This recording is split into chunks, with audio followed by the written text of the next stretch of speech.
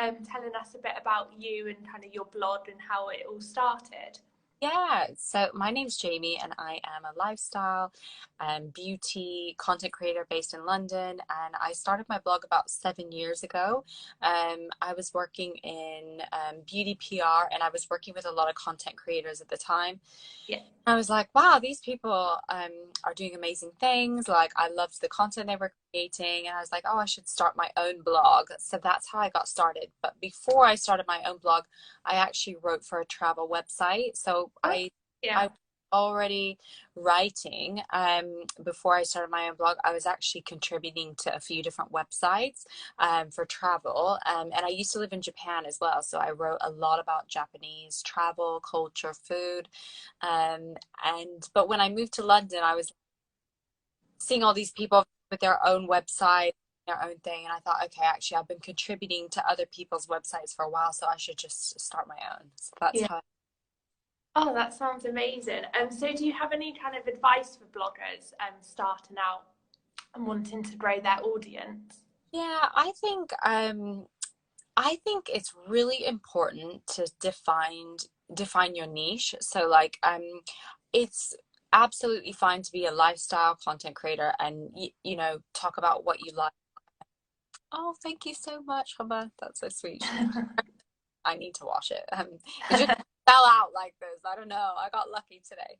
Um, so yeah, I think define your niche because and it has to be something that you really enjoy talking about because Yeah.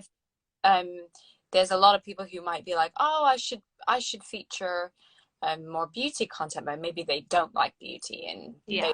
fashion. So I always think just focus on what you like. Obviously, if you can't fake your emotion and joy about what you like, so focus on your niche. And then I think as well, see what other content creators are doing, be inspired by them. I never think you should copy other people's work, but I think yes, absolutely, um absolutely feel inspired by what other people are doing. And also if bloggers or content creators are looking to work with brands, it's important to follow those brands, engage with them, know their product, and see if they're working with other people that are in your same category. So I think that's a good way to start. Yeah, and definitely from kind of just a PR point of view, you can definitely tell when people kind of, you get the robbing round emails of bloggers who just want to work with any old brand and they're not specific about kind of your products, or they're not even following your client's account, versus the ones who really do have that interest. So I think you can definitely tell, and even as kind of just a follower, you can see when something's authentic, can't you? Yeah, absolutely. I think as well, you can tell when something is just a blanket email. Yeah. So you're gonna follow up. And even if you like for me, way back in the beginning, like when I kind of contacted brands, like a lot of those products that I had paid for and bought Yeah. myself, like and I'd featured them, on Instagram, or I'd featured them on my blog. So I would send the brands like an email saying, hi, my name is blah blah blah, this is what I do. I absolutely love your products. I've featured them previously here. Here's the link. I'd love to be added to your PR list. I ever ask for like any samples up front. Yeah. I would always just say, I'd love to be added to your PR list. Or if you've got any upcoming events or anything, I'd love to be involved. And that's how I started. So Yeah. that's a very nice, soft approach because nobody wants to be bombarded with people emailing them saying, can you send me this? Yeah. Yeah. So that's obviously not a good approach. Yeah, and would you say that's kind of the best approach for PRs from like a blogger point of view? And does it kind of differ with paid campaigns? Do you kind of pitch yourself for them, or is it kind of you get approached? For paid campaigns, fortunately, I think because I've worked with so many brands organically, Yeah, paid campaigns are now coming back off of the organic yeah, collaborations that have been going on for years. So a lot of the brands that I've worked with lately, especially, I've featured their products organically on their PR lists, and I know their PRs and things like yeah, that. then the brand is like, oh, you know, she really likes the product, so let's do a paid collab. So I think it is getting, I think brands are much savvier even compared to like 2 years ago. They, you know, I think they know now they can't be like, we want to send you this, but in exchange we want X X X X Yeah. X, because obviously it's fine if they say we want to send you something and feature it as you wish, and Yeah. if you like and all of that stuff. But I think if brands are wanting specific content with hashtags, all that stuff, then obviously they know that that has to be a paid collaboration. Yeah. Yeah, definitely. So what kind of aspects do you think, or you kind of focus on when creating content? Is it kind of photography, lighting, etc.?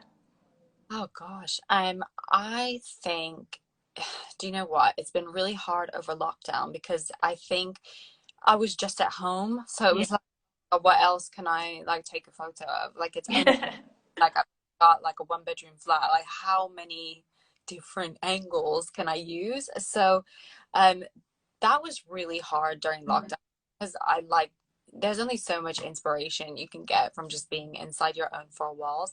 So I think recently it's been lovely because things obviously are opening up. Like we can travel and do staycations locally again, and it's so nice. And so I think for photography, I think settings can almost sell themselves. So like if you're like obviously at a spa or like an amazing hotel, or you're out in the countryside, like those settings can sell themselves, you know. So you know what, I'm actually taking photos with iPhone now. I'm taking them with a professional camera. I'm taking both. So iPhone is fine if you can, Yeah. if you've got the right setting, absolutely fine.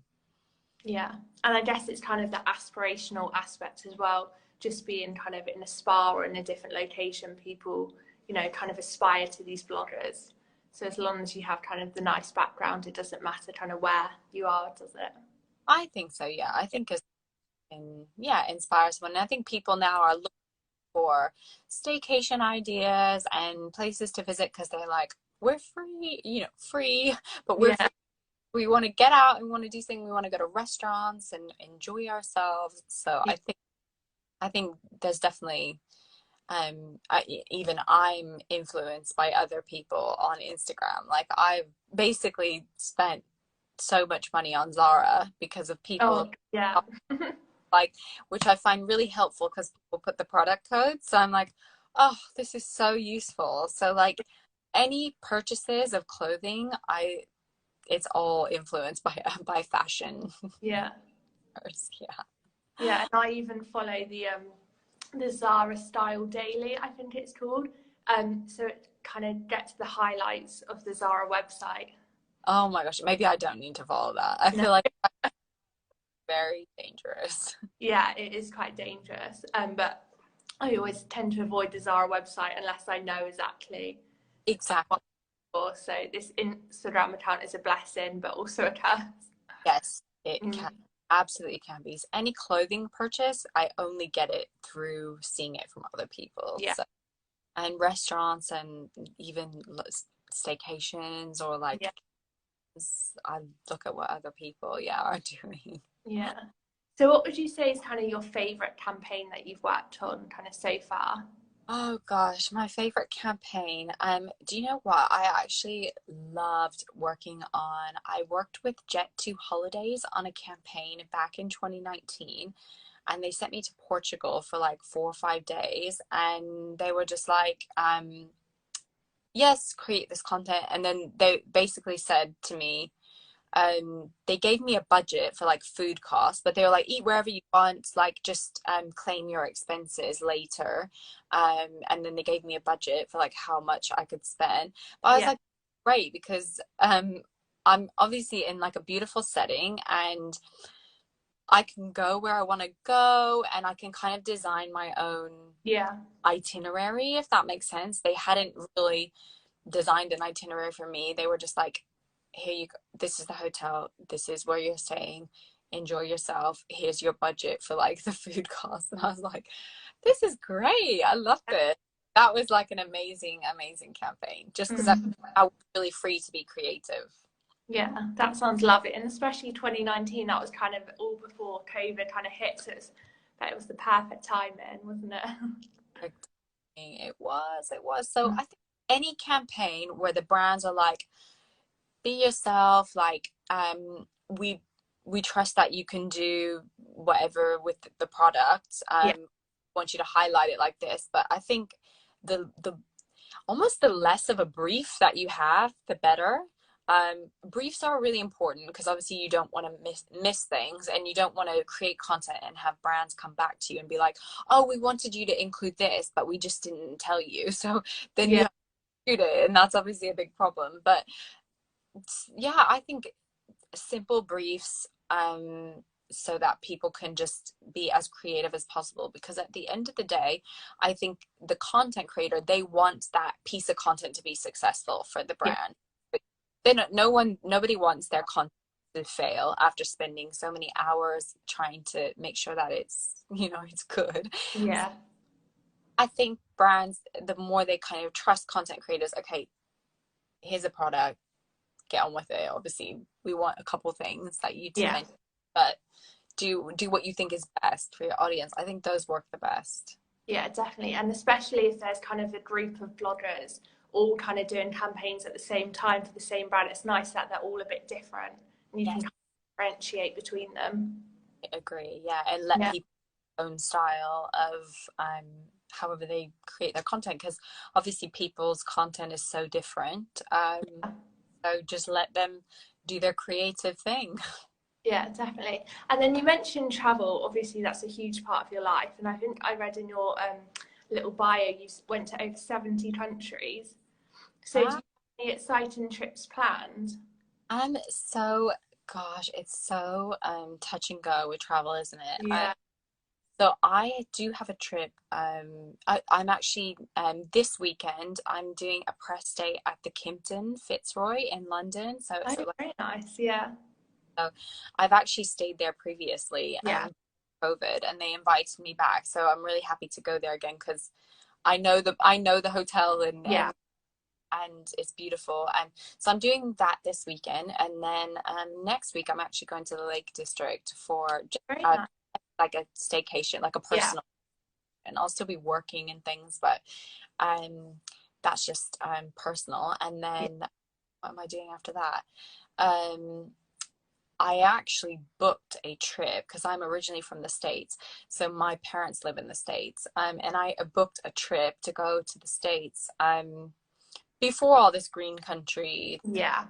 stuff was listed and all of that. I booked a trip for the whole month of August to go there. So, Yeah. and this passport, so I can go there because it Yeah.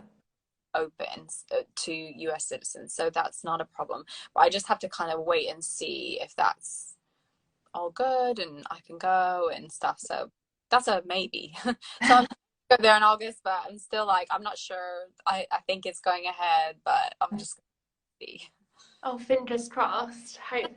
I bet you haven't seen them in quite a long time as well. So. Seen them since the end of 2019. Oh. So Well. yeah, so it's been a long time. So I really wanted to just go home for like 4 weeks. Yeah. And obviously I can work remotely and do all my stuff there. And that's the great thing about this job.